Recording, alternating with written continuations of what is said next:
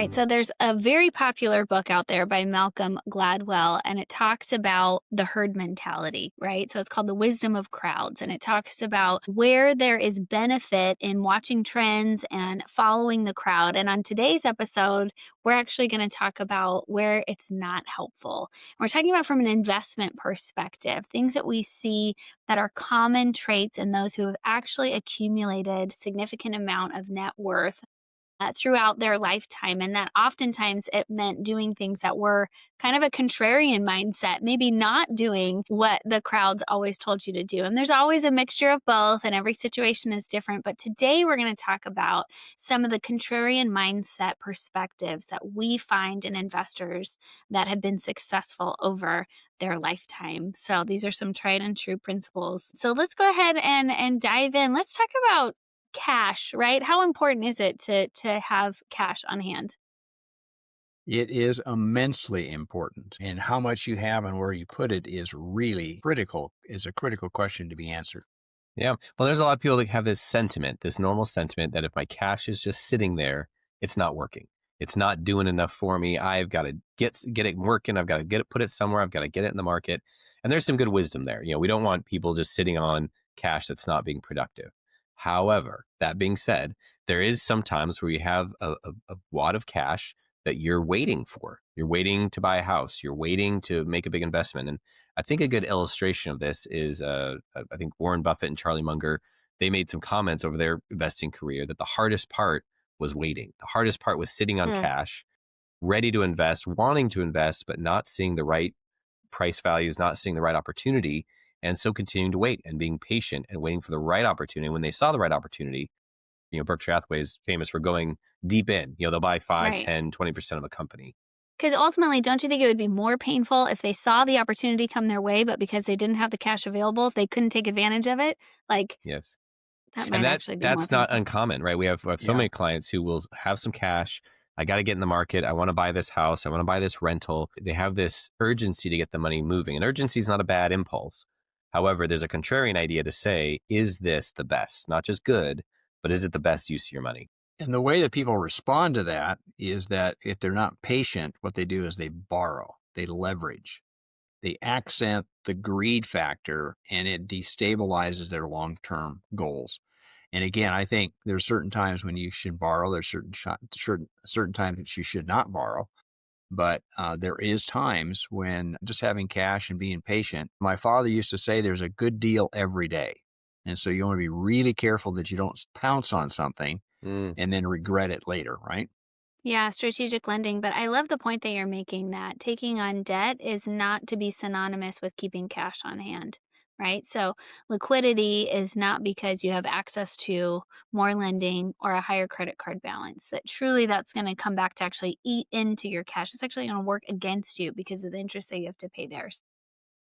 Cash is king, right? We say that often, but the fact that you are able to take advantage of opportunities as they come your way is going to require patience, I heard, and kind of a strategic mindset of when is the right time to invest? When is the right time to deploy your cash? How much cash do you keep on hand and how much do you put in the market, right? Those are all kind of Yeah. strategic choices. So. Well, even a good comment, it's slightly different from cash, but Randy, to your comment about not having debt, like, there's been a number of folks, and Randy, I think you've done this as well, where they're flipping houses, buying houses, fixing them up, and then selling them. But the normal way is you do it with a lot of debt. You put as little in as you can, you get as many properties, you use all the debt, and you have this clock and this timeline and this risk. But you and other people have done that with just cash. They bring the cash in, they buy the house, they do the improvements. There's no clock, there's no risk, there's no concern. And then when it's done, they sell it. And some people would say, hey, you're not leveraging, you're not doing as much as you could, but your risk in doing it that way is so much lower. So it's similar to this cash idea to say, when you have this cash available and you're not leveraging and you're not, pushing everything into investments, you have a little more stability. Right. I mean, again, I've personally experienced where you buy something and your expectations or your plan doesn't always follow the line that you've laid out in your plan. And first of all, if you're dealing with any kind of governmental agency, whether it be city or county or state or federal, never trust the government. They will never tell you the truth, and they'll always have some other thing that pops up that you're going to have to deal with. And that could delay the outcome of what you're trying to accomplish. And I think cash, first of all, there's places we can put cash right now. It's not like it's just sitting in the bank in a checking account. There are places that we can put cash, that we can hold it. Going back to your comment about Warren Buffett and Berkshire Hathaway, he's one of I think he's the largest holder of government securities in the world. Something like $250 billion or something like that. He can convert into cash to buy something. And it takes like a day to do that turn, right? I mean, but he's getting paid 3 to 4% on that cash as it sits there. Yep. And that's a good comment, because when we say cash, just as you said, we're not talking about cash just sitting in a check account usually. We're usually meaning cash that's invested in something like treasuries. They don't have a fluctuating share price. You could pull it any day and put it into what you need to do. So it's a parking lot almost for money. And to get 3 or 4% on your parking lot, that's great. And it leaves you ready for the next opportunity. Well, that's an interesting comment about trusting government benefit programs, and that, they will more than likely pay out at some point. We've got lots of clients asking questions about the future of Social Security. It takes a long time to sign up for Medicare, right? Some of those ins and outs. But I think another, kind of perspective on that is to just don't rely on it in the timing. And so how, even disability benefits, right, kick in after the elimination period. So still having that savings account, still having cash, is ultimately going to be a high value to you over the long term. For sure. That's right. So next, I think another unpopular thing that I see is selling the winning investments. But Apple's done really good for me over the last, I don't want to sell it. And NVIDIA's up so much right now, right? And what we tend to see is these almost trophies that people will have a good stock and they're excited about it. It's done so well for them and they want to keep it because look how good it's done. Look at gold. I mean, gold in the last year has gone up like 40%. But for the 10 years prior to that, gold was very meager returns. All of a sudden, it took off because of what's going on, again, government issues. But the issue is, I'm sitting on this gold is going to, and I love all the advertisements where grandma's sitting there rubbing her gold coins with her grandchildren saying, it's real. You can touch it. See, it's like this. And I'm going, why? What's the purpose of it?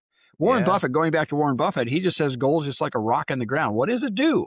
It just sits there. Anyway, I've got some views on that. But anyway. That's right. Well, apparently. Well, it's interesting, even having gold gone up so much this year, we have a number of clients, and I say a lot of clients who own gold physically or in, through other ways of holding it. And I don't know that any of them are rushing to say, this has been so good. I'm so excited what this has done for me and my family. I'm ready to sell high and move into something else. I think they get more excited about owning it to say, look how much it's gone up now. It might keep going. And whether it's stocks or gold, or any asset class, there's a natural joy or pride in having it going up and up and up. And so then the contrarian one is to sell it early, to say, hey, we've gone up. I've gotten more than I expected out of this stock. I'm going to go ahead and sell it and look for the next good thing. And that's a hard choice for people to make because there's a desire to, one, be excited about it as a trophy, and two, it's done so well, it might keep doing so well. Right. And I think the only way to dissipate that energy is through diversification because, I think of our clients that only have one or two holdings, maybe in one account or more account, right? They're looking at that Apple stock. They're looking at that, you pick it, whatever company. And even in the case of gold, you don't want to forget that you've had 10 years of very meager to no returns. And now all of a sudden, right, it's doing fantastic. And so you don't want to let go of it. Because, that's okay. You finally feel like you're getting the benefit of the risk that you took 10 years ago when you purchased the asset. But right. So if we look at broad diversification, then you're looking across the board and you're saying, okay, here are the high flyers. Here are the ones that are losers. Right. And so then you can kind of start to play the strategic mindset of like, when is the right time? And so we don't hang as much emotions on, did I sell too early? Do I keep holding on? Is it going to keep going up? Because we don't know. Right? We've got all the information that we can put behind it, but we don't know. So we make a strategic choice. And there's also tax implications here regarding your investment portfolio and how to, sell at the right time and capture the losses as well. Yeah, I mean, speaking of gold, it goes into the next thing is that gold, if you hold it outside of your retirement account, it has a higher tax ramifications if you do sell it, right? First of all, it's a higher cost to hold it. It's a higher cost to sell it because you got the full round, what they call the round. But then the tax on commodities, right, guys, is different than it is on capital gains. I mean, it has a different tax structure. So It's a great the point. government doesn't reward you for holding on to something like that and then selling it. You know, with stocks, real estate, you have a preferred capital gain treatment on the gain. And with commodities and collectibles, you get hammered. It's a full 28% or whatever your tax bracket is. So anyway, it's not it's it's almost it almost gets you trapped because you get into it and you go, if I sell it, I'm going to get hammered now. Well, Mm-hmm. you know, that's where diversification is really important. So Yeah, anyway, really valuable. That's good.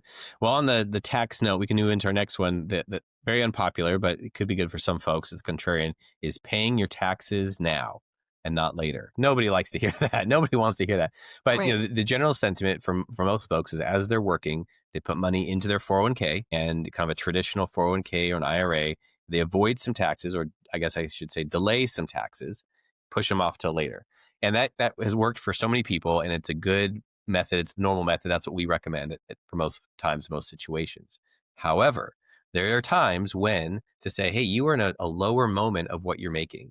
You can go ahead and pay some of your taxes now and let the money grow like in a Roth account. Let them grow tax free, knowing that future you has already paid the taxes. And we have a number of conversations with folks like, do you think taxes will be higher today or higher in 15 years from now? And most people that we speak with say, well, I think 15 years from now, the US is going to have higher taxes. I can't imagine them being lower than they are today, 15 years from now. And we kind of have to take that into consideration. It's nice to delay taxes. However, if they're going to push you into higher tax brackets or the brackets are just higher, there's some wisdom at times in paying your taxes now through a Roth or through Mm-hmm. other ways. So it's not popular. Nobody wants to talk about that, but paying your taxes now could have some benefit. yeah, and I think the thing I look at, my 50 years that I've been in business, I've seen the tax brackets and I've seen tax change dramatically, going back the Jimmy Carter era, and then when Reagan, taxes changed dramatically. But historically, we go back, income taxes were substantially higher in the 50s, and right after, post World War II. I mean, we're talking massive amounts for Mm-hmm. people that have some wealth. Now, going forward, there's other levers that the government can pull rather than income tax. Like right now, Trump is working with tariffs. Tariff is creating, if he gets that all the way through and he can continue to work with it, tariffs are going to be a revenue source, but it could also potentially reduce income tax.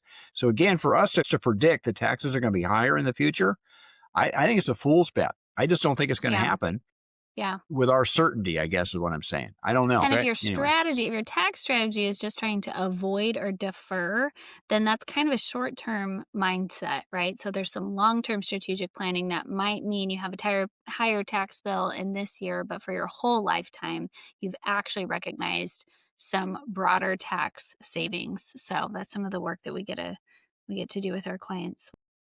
Let's move on. I think this one is great. It's called, we wanted to talk about how you live below your wealth level. And, Jeremiah and I are in a season of life that's very expensive. We have 4 young kids. We anticipate trying to save for college. We've got to pay for schooling and sports and activities and, right, all the things. And the lifestyle creep is real. And It sometimes is. the wealthiest people that you know are not certainly those that appear to be. And so this mindset, wealth is kind of a mindset as well. So it's related to who you spend your time with, how you're influenced by the way that they spend their money. And so let's talk about those clients that choose to sort of live within their means.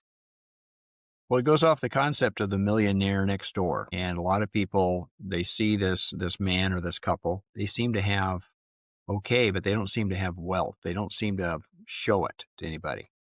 And yet, if you dig down deep into their financial life, if you have the opportunity, you'll find that they have a great deal of what I call base wealth that just continues to contribute to their lifestyle. And they don't worry about the economy going up or down. They've got it. They've got control. And yeah, it's just amazing to me that when you build your base, you want to make sure that your income and expenses fall in place. And, I feel the excess of America is just amazing. Somebody made a comment to me, I was someplace and they were getting benefits and they were getting this. And I looked at her and I said, isn't America great? And she looked at me like, that was not the comment I was expecting to hear from your mouth. She was like, no. And I said, you have more than enough. You have more than enough. And people that build wealth, they come from kind of a generation or a timeline where there was less, there was scarcity. So they just kind of build on top of, let it grow, let it grow, let it grow. And they end up in their life with just an enormous amount of money. And so we help our clients manage that. Now, for young couples like yourself, you've got young children, your expenses are extraordinary. I mean, if you look at your household expenses on a per person basis, it's extraordinary, but you can manage through that if you don't overspend or leverage out something. If you buy something, and then you have to pay it back, credit card debt is just atrocious. I just absolutely repulses me when I see 18, 19, in some cases 30% interest. I went, are you kidding me? Right. Yeah, that's crazy. Well, I think with some of these, even talk about lifestyle creep, some of that is, buying new cars, moving into a nicer house, people enjoying what they have then. And there's some value there, right? There's also some value, as you said, in keeping your lifestyle, what you're comfortable with, keeping it where it is and letting your finances really give you that buffer. And as you made a comment, like it's hard through different stages. Like we have 4 kids. We've had like a little basket of berries. We get to the grocery store and say, wow, that was kind of expensive. Berries have gone up. Inflation's getting everybody. We set it down and the whole thing is eaten instantly by all of our children. And we say, wow, that whole thing is gone. Like that, like realizing some of that It's supposed to last inflation. us a week. It lasts us one meal. Yeah. That was a week's worth of fruit that just was eaten entirely. But, and those are the smaller items, but even the bigger items of when people choose this. So it's not popular. It's not fun, deferring a vacation or delaying getting a new car, some of those items. However, it can allow people to build in a margin and build in a security and build in a future that they wouldn't otherwise have. And when you're sitting down with a couple that they're just starting out in life and they choose to have a family, and you say, okay, this is what you need to set aside as an emergency fund, it seems like a mountain they have to climb. You're barely putting the ends together, and you say, okay, I want you to build up $30,000 in your savings account. Where is that going to come from? I mean, it is hard for people to save when you're just starting out and you're trying to save for a house. You're trying to, you obviously have a child and you're trying to, you stay on two incomes in the household? Do you go to the one? The cost of child. I mean, it seems like an impossible task for a lot of households. And yet with planning, it's not an impossible task. You can do it a step at a time and you can get there. And at first you feel like you're not even close to the summit, but over time, the summit gets closer and closer and closer if you have discipline and you're consistent, right? And I think this is, a values alignment, right? It's not to say that we expect or require even our wealthiest clients like that they've lived as paupers, right, all their life. You need to enjoy your money and enjoy the lifestyle that you have, but it doesn't have to be lavish. And sometimes it requires some, scrutiny over your lifestyle because eventually it will kind of creep up and we all have hidden costs or, I was talking to a client yesterday about all those subscriptions. Now you find so many retailers, you can't just do a one-off purchase. You've got to sign up for a subscription or you forgot that you've done so, right? So just the monitoring of your regular expenditures and saying, is this something that I'm still committed to, or this doesn't serve me anymore? This isn't going to benefit my family. So that kind of cost benefit analysis doesn't mean that you need to live like a pauper all your life, but to have kind of a sober mindset when you look at your lifestyle and don't just have kind of a nearsighted consumption viewpoint, I guess. Yeah, that's good. Well, I think we might have time to squeeze in one more. I'll make this one a quick one. I think one that I like is concentrating your bets. We always talk a lot about diversification, spreading things out. But when you're young in your career, getting better at what you do, investing in yourself, investing in your education, investing in your ability to make money is so, so valuable. And I think especially business owners. I've had some business owners who are trying to make their business work. And we talk about you need to diversify at some point. In order to build that wealth, sometimes you have to be all in on your business. You have to be all in on what you're doing. And that's okay. Like we talk about emergency funds and backup plans, but to have someone who's running a business and doesn't have a stock portfolio or hasn't had an opportunity to build up their retirement yet, like if you're still in process, that's okay. Let's focus on what you're building, get that engine, that financial engine of your business. And as you move forward, then you can branch out and diversify. But, not a popular view. Most people talk, diversify. We say that too. But there's a moment to say you kind of have to be concentrated and bet on yourself to really build something forward. Yeah, and I will echo that, is that when somebody is entrepreneurial, so to speak, and they could have their primary task be entrepreneurial or their secondary task be entrepreneurial. But you want to watch how you're putting together. Some people really lie to themselves as how much money they're making if they're doing, like I'm saying, a side gig. Mm. And Mm-hmm. oftentimes when we go to track through the numbers, they're not making anything. They're actually supplementing this hobby, which is supposed to be a business. Mm-hmm. And I kind of popped their balloon saying, this is not rewarding you. If you admit to yourself that this is something I just want to do, that's great. But what we do for clients is we come alongside that and we try to cut through the numbers and say, for your time that you're spending on this, whether it be full-time or part-time, this is what your return on capital is, return of your time. You're making 10,000, 20,000, 30, whatever it is. But it has to be associated with what's your profitability, right? Mm-hmm. Mm-hmm. Absolutely. And clear is kind, right? So as you work through some of the numbers, I mean, that's kind of the work that we do. A lot of people aren't really close to where they're spending money or where their profitability is. And so we kind of do that work for them. And sometimes it's a harsh reality, but I like to use that mantra of clear is kind. Who do you have in your life, to our listeners, who's having those types of honest conversations with you, doing that analysis to come alongside you to support what your goals actually are. So anyways, I hope that this episode was helpful. There are some Yeah. times where we want to look at trends and popular mindset and thoughts, but there are also some contrarian mindsets that will serve individuals well as they try to accumulate wealth for all the goals and all the dreams that they have. Until next week, folks, may you grow in wisdom and knowledge. Thank you for listening. We have a few more things to let you know about before we go. Podcast reviews really help us to serve more people and get this information into the hands of the people who need it. Please leave us a review. Even if it's not 5 stars, we welcome the feedback. And we invite you to let us know what topics you would like to hear more about, or what would benefit the people in your life who you're closest to. We have more resources online. Those resources are designed to help you share this great information easily with people in your life. To access those resources, please visit tricordadvisors.com. Often we hear from clients that they wish they had talked to us sooner. If that's you, we'd be thrilled to see how financial planning can benefit your life.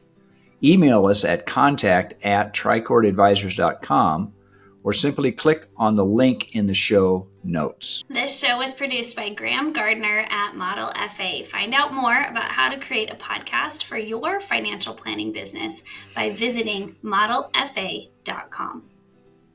We love creating content that's useful, resourceful, and maybe even a little entertaining. We want to make this mega universe of financial topics and advice applicable and helpful to your life. Remember, at Tricord Advisors, we are your future's best ally.